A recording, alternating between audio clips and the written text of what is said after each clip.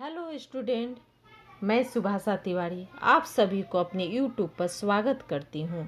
आज मैं अच्छे पड़ोसी के गुण नामक पाठ के प्रश्न उत्तर बता रही हूँ। चलिए बच्चों, प्रश्न संख्या 1 देखते हैं। लेखक पड़ोसी के प्रति अपनी उदारता का परिचय किस प्रकार देते थे?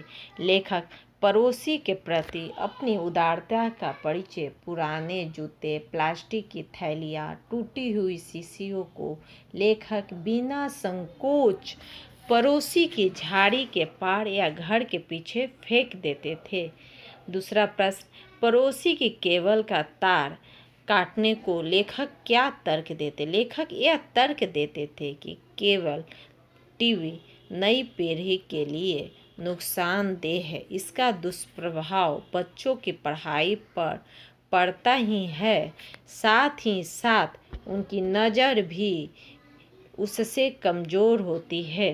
लेखक ने व्यक्ति और देश के पड़ोसियों की तुलना क्यों की है?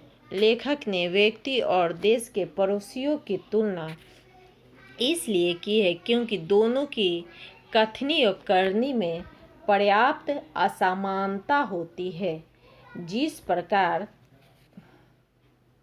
व्यक्ति एक दूसरे के घर स्वयं ही कूड़ा डालकर कूड़ा डालने वाले को जी भर गाली देते हैं, ठीक वैसे ही पड़ोसी देश की शांति, अहिंसा, आंतरिक मामलों में हस्तक्षेप न करने का उसूल सार्वजनिक तौर पर जाहिर करते हैं, जबकि एक दूसरे के सीमा में क्षेत्र में आतंकवादी क्षेत्र कहकर गोलीबारी करते तथा उनके जासूस एक दूसरे के शहरों में बमबारी की योजना बनाते हैं।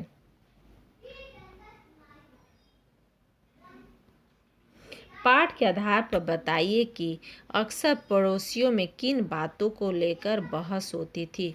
पड़ोसियों में अक्सर एक दूसरे के घर या घर के सामने कूड़ा फेंकने को लेकर, पड़ोसी को दी गई चीज़ों के बदले में खराब चीज़ों को प्राप्त होना या खराब अवस्था में प्राप्त होना।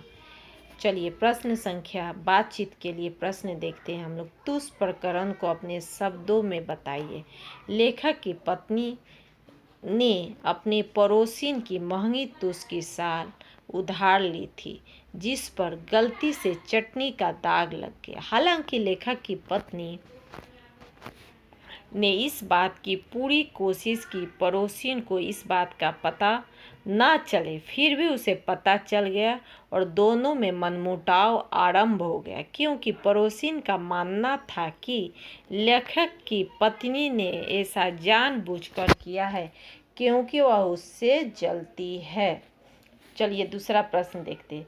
महिलाओं के बीच पड़ोसी धर्म निभाने का सिलसिला समाप्त क्यों हो जाता? महिलाओं में पड़ोसी धर्म निभाने का सिलसिला चीनी और चाय की पत्ती से शुरू होता है और एक दूसरे की साड़ी शॉल पर आकर शीश युद्ध चलने लगता, अंत में ईर्ष्या और जलन से खत्म हो जाता है।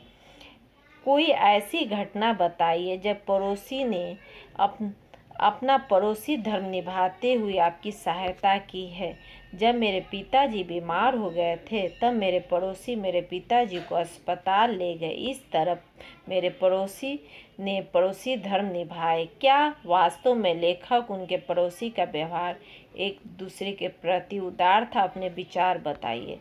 नहीं, लेखक और उनके पड़ोसी का व्यवहार एक दूसरे के प्रति उदार नहीं था। मेरे विचार से इन दोनों के व्यवहार एक दूसरे के प्रति ईर्ष्या जलन से भरा हुआ था। तो बच्चों, आशा करती हूँ कि मेरा ये वीडियो आप सभी को पसंद आया होगा, और पसंद आए तो लाइक कीजिए, सब्सक्राइब कीजिए। आपके लिए और आपके फ़ायदे के लिए वीडियो बना हुआ है। धन्यवाद।